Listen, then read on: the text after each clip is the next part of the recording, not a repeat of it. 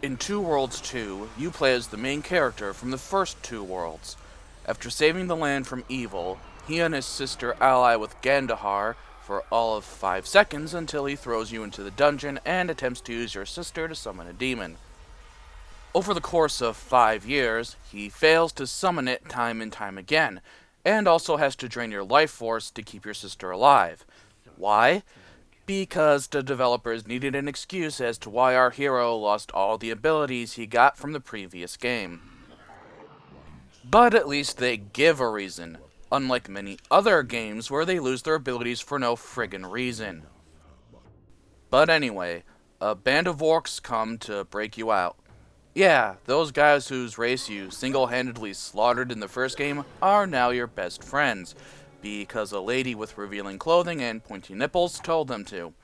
Oh, and their entire escape plan would have been ruined in seconds if the villain had decided to tilt his head slightly upward. I know I'm joking a bit much about the story, but that's because the game's story takes itself way too seriously. It's not a bad story, as it's basically what you get with most medieval fantasy stories. It's just that it's so far up its own ass it could be pulling its own teeth. So, they get you out, and thus begins the quest to once again save your sister and thusly save the world, just like the first game. But unlike the first game, most of the issues that plagued it are almost completely gone in this one. First off, the controls. They're mostly solid. A to jump, right trigger to attack or use the selected spell, bumpers for potions, and assigning skills to the face buttons. However, the A button is also used for talking to people, looting enemies, and opening chests.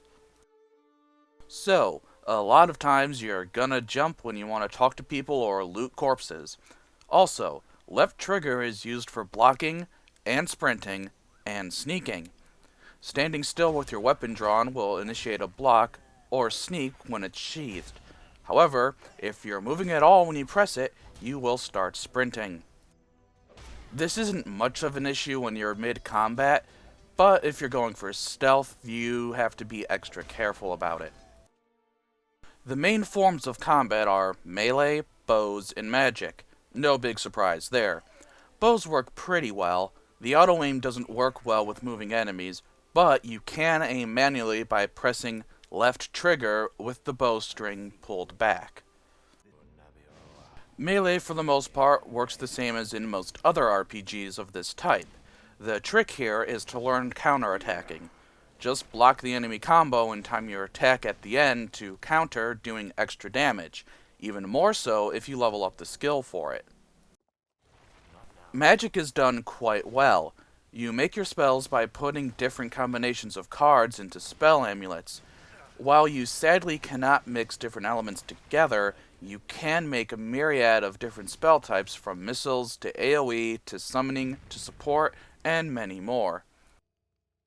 The graphics in this game are quite good, among the best I've seen this gen from an RPG. The music is alright. There's a tendency for it to loop the same thing for long periods of time, though. The voice acting is, well, it's better than the first one. Instead of being over-the-top goofy like the last one, it's kinda dry here, especially the main character who sounds really bored. You've got my attention. What do you need?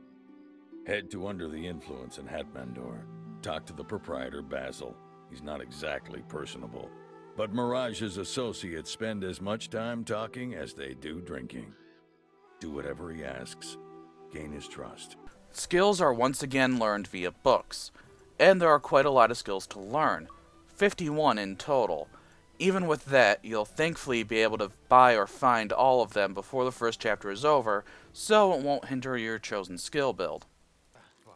Now, the biggest disappointment with the first game was the multiplayer. And the multiplayer is again an option in this one, and I'm glad to say that it works great. Adventure mode lets up to 8 people partake in a multiplayer-specific story throughout 7 levels of increasing difficulty.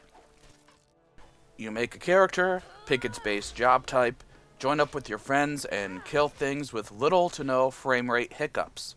It slows down a bit when facing 20 enemies at once, but it never gets to the point where it's unplayable. Experience points are shared, but loot goes to whoever got the last hit from the kill. There are also duels and a village mode. I'm not a PvPer, so I don't much care for the duels. The village mode is basically a small-scale Sim City that you can use to try to make some extra money for your multiplayer character.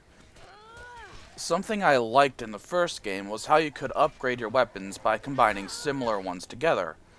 You can upgrade weapons in this one, but it works a bit differently. Here, you break down weapons and armor that you don't sell into their core components, which then can be used to upgrade your current equipment as you learn the skill for it. So, overall, this game is far from perfect, but it is an enjoyable RPG. It delivers both a good solid single-player and multiplayer experience. The single player alone can take over 60 hours to do if you're a completionist and want to do all the side quests. Now, some of you may have been wondering what took me so long to get this review done. Well, it's because I had ordered the Royal Edition, which saw an extra week and a half delay after the standard version. So, here's a rundown of the Royal Edition contents. Unfortunately, all I have is a cell phone camera, so I hope you can excuse the image quality. The Kasara statue is of decent quality and it's well detailed, though it's plastic instead of resin. There are codes for some in-game items. They're quite useful, but they aren't really exclusive, as the codes can be easily found at sites like GameFAQs. They unlock 2 swords, an axe, armor, and a bonus dungeon. The art book is well made and a hardcover. The illustrations are good, though never came out well with this camera. The playing cards are pretty standard, normal number cards with the face cards having illustrations of the in-game characters. The map is larger than I expected, and it's well detailed. The mousepad isn't that great. The picture on it is kinda low res. So, I think the Royal Edition contents will appease nerds like me for the most part. Thank you for watching, and see you next time.